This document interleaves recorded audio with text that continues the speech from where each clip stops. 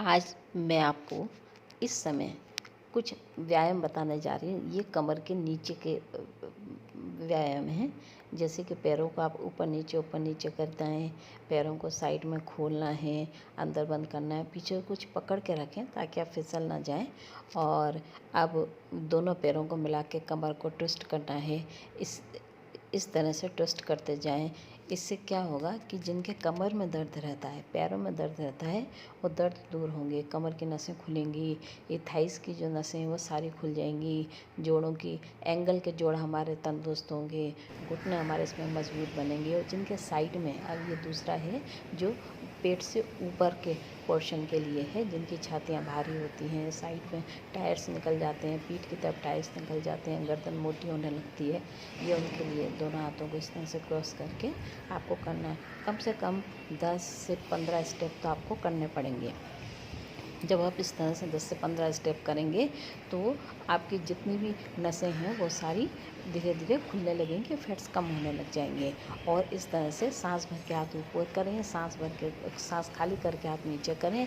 इससे आपके आर्म्स पतली भी होंगी और जो सांस फूलती है वो सांस नहीं फूलेगी और अस्थमा जैसी प्रॉब्लम में भी आपको बेनिफिट मिलेगा।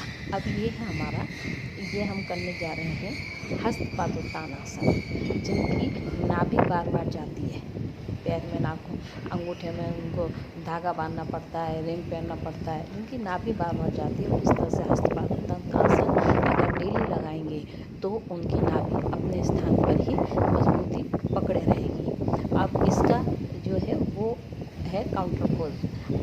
योगा में हर आसन का एक काउंटर पोज होता है, वो करना भी चाहिए। तो ये उस हस्तपादोत्तान का काउंटर पोज है। इसको हम टेबल आसन बोलते हैं।